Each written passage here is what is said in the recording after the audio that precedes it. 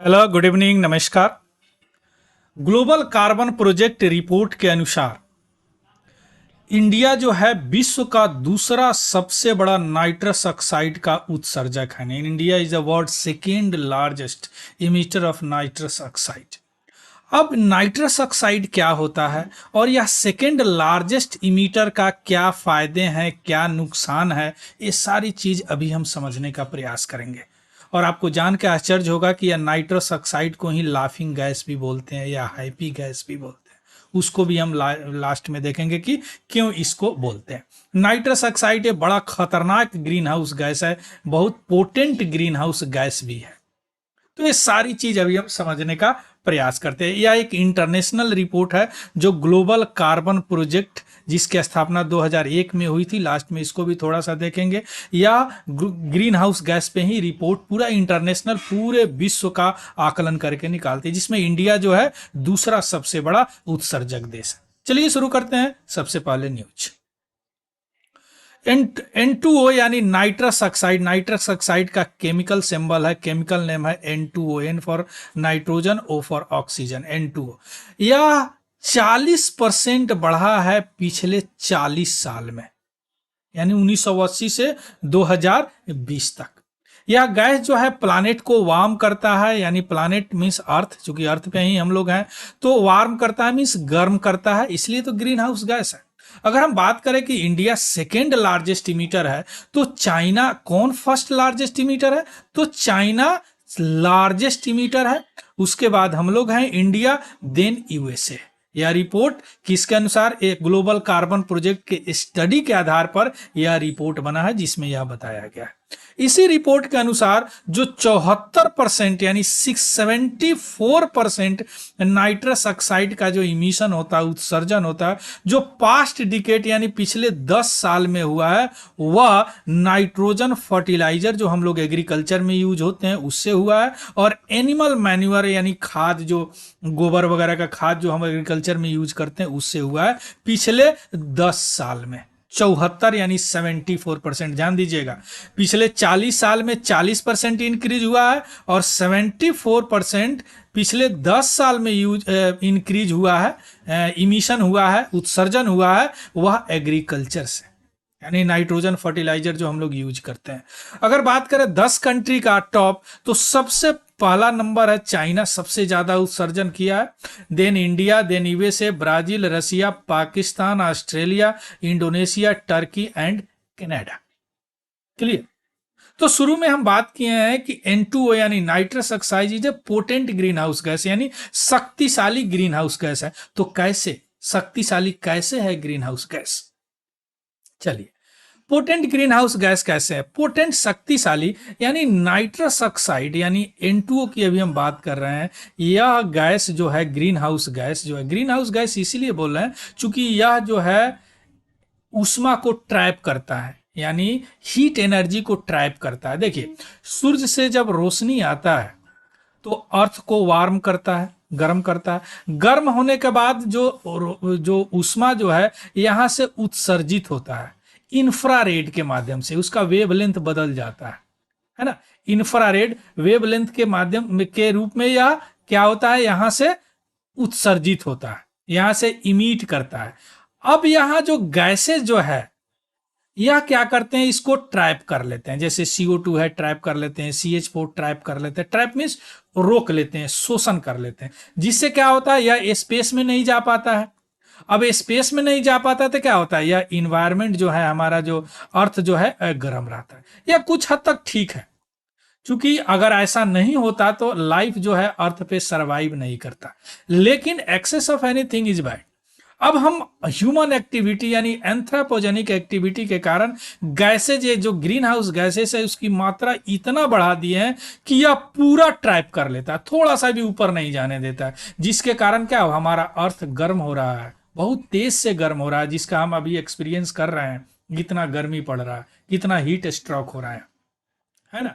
तो यह इससे कारण क्या होता है, क्लाइमेट पूरा चेंज हो गया, हर जगह अस्त व्यस्त है। जहां बारिश नहीं होना वहां बारिश हो रहा है, जहां बारिश होना वहां नहीं होना हो रहा है, क्योंकि यह पूरे अर्थ के सिस्टम को ही बदल दिया है ना।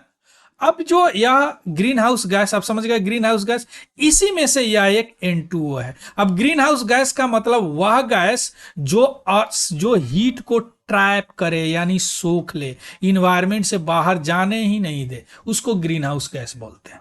तो N2O अब यह पोटेंट इसलिए है कि यह ग्रीन हाउस गैस इन्वायरमेंट में काफी दिन तक रहता है, यानी यह जल्दी खत्म नहीं होता।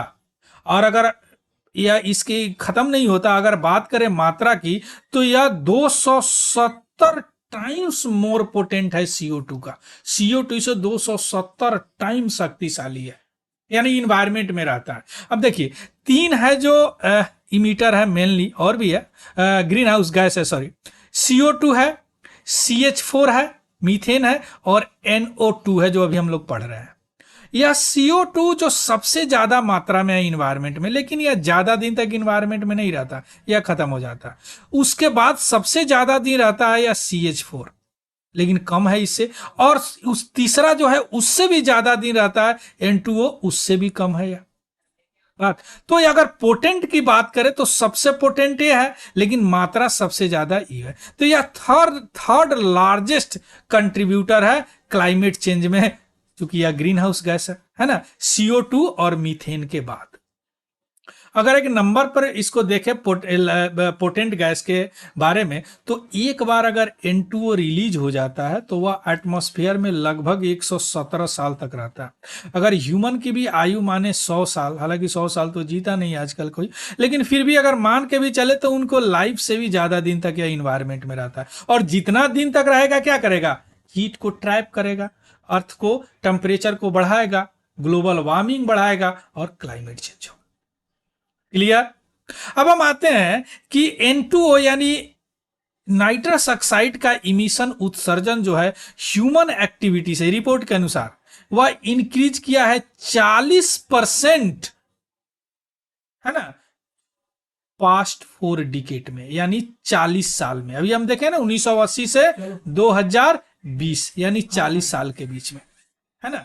लेकिन इसका जो रेट है सबसे फास्टर हुआ इस 2 साल में, 2020 से 2022 के बीच में, है ना। 1980 के बाद सबसे फास्टेस्ट इसका ग्रोथ हुआ इस 2 साल में, लेकिन यह 40 साल में क्या है, 40% इंक्रीज किया है। क्लियर। अब हम आते हैं सोर्स की बात करते हैं, तो सोर्स दोनों है, नेचुरल सोर्स और जो एंथ्रोपोजेनिक यानी ह्यूमन एक्टिविटी से।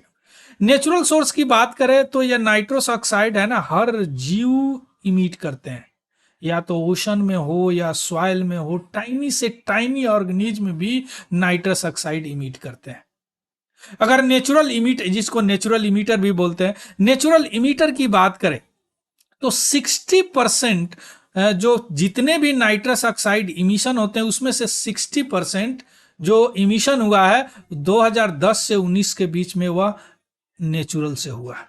बाकी 35% क्या हुआ, ये ह्यूमन एक्टिविटी से हुआ। नाइट्रस ऑक्साइड की बात कर रहे हैं। और ह्यूमन एक्टिविटी में मेनली जो होता है वह फर्टिलाइजर जो यूज हम लोग करते हैं उससे होता है, और मैन्युअल जो यूज करते हैं या खाद वगैरह यूज करते हैं गोबर का खेत में, उससे होता है। हालांकि फॉसिल फ्यूल जो हम पेट्रोल डीजल जलाते हैं उससे भी होता है, बायोमास से भी होता है, लेकिन बहुत कम होता है। अगर ह्यूमन एक्टिविटी की बात करें तो नाइट्रोजन फर्टिलाइजर जैसे अमोनिया वगैरह हम यूज करते हैं खेत में, एग्रीकल्चर में, एनिमल मैन्योर यूज करते हैं, उससे तो 74% N2O रिलीज हुआ है इन लास्ट डिकेड में, यानी पिछले 10 साल में। क्लियर। अब हम आते हैं, ये थोड़ा सा बजट है, कितना N2O आया और कितना N2O गया, या ग्लोबल कार्बन ग्लोबल प्रोजेक्ट से मैं इसको उठाया हूं कि एक बार इसको देखने के बाद थोड़ा सा आप अंदाजा लगा ले कि कितना गया और कितना आया। कुछ अवशोषित भी हो जाते हैं, कुछ स्पेस में भी चले जाते हैं, तो इसका ये लेखा जोखा है, इसको बजट बोलते हैं। बजट वही होता है ना, कितना आया और कितना गया, that is called budget. Pre fire mission में बताया हूं एनर्जी बजट, कितना हीट आया कितना हीट गया, दैट इज कॉल्ड बजट। यहाँ N2O कितना आया कितना गया, that is called budget, N2O budget. यानी यह एंथ्रोपोजेनिक सोर्स का ये है, और ये है क्या आपको नेचुरल सोर्स का, है ना। अब हम आते हैं, इस तरह अमोनिया छिड़कते हैं जिसके कारण इतना बढ़ा है N2O। कि नाइट्रस ऑक्साइड एक्चुअली है क्या।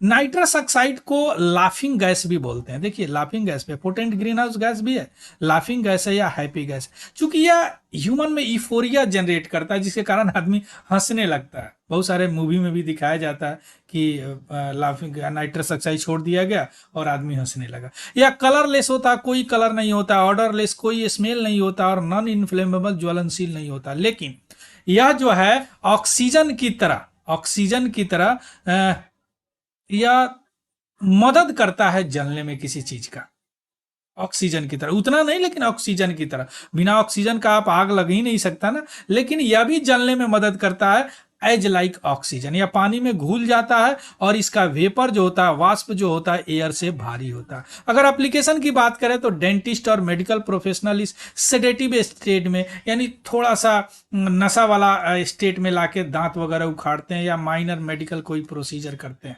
इसके अलावा ऑटोमोटिव इंडस्ट्री में भी इसका यूज होता है इंजन के परफॉर्मेंस वगैरह बढ़ाने के लिए। क्लियर।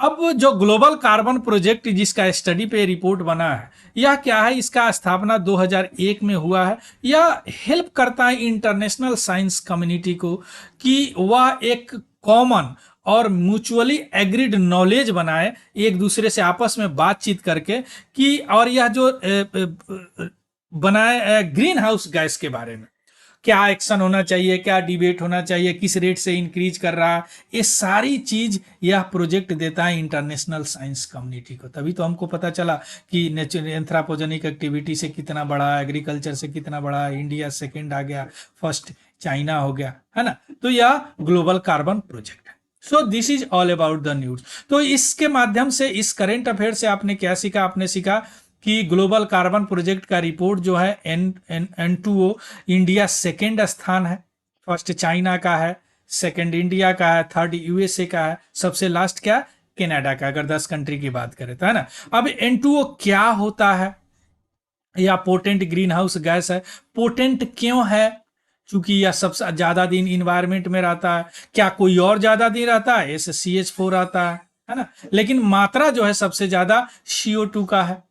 क्लियर। इसका सोर्स के बारे में हम देखें, नेचुरल सोर्स भी है और ह्यूमन यानी एंथ्रोपोजेनिक ह्यूमन एक्टिविटी से भी निकलता है, जो मेनली एग्रीकल्चर से, जो ये लास्ट डिकेट में 74% जो एग्रीकल्चर से, एग्रीकल्चर में मेनली जो नाइट्रोजन फर्टिलाइजर यूज करते हैं और एनिमल मैन्यूअर यूज करते हैं, है ना। अब इसके अलावा हमने देखा इसको लाफिंग गैस भी बोलते हैं। क्यों लाफिंग गैस बोलते हैं, है ना, ये इसका क्या क्या प्रॉपर्टी है, ये सारी चीज देखे, इसका एप्लीकेशन भी हमने देखा। ये सारी चीज अभी हम सीख लिए हैं through this news, through this current affairs. So this is the very very important for your environment also. So इसका PDF हमारा Telegram channel Tiwari general study से आपको मिल जाएगा, वहां से देख लीजिएगा, उसको भी ज्वाइन कर लेंगे। अगर ये इन्फॉर्मेटिव लगा हो तो प्लीज लाइक शेयर सब्सक्राइब करना ना भूलेंगे और मुझे कमेंट जरूर करेंगे कि क्या आपने इससे सीखा। So thank you, have a good day and happy learning. Thank you very much.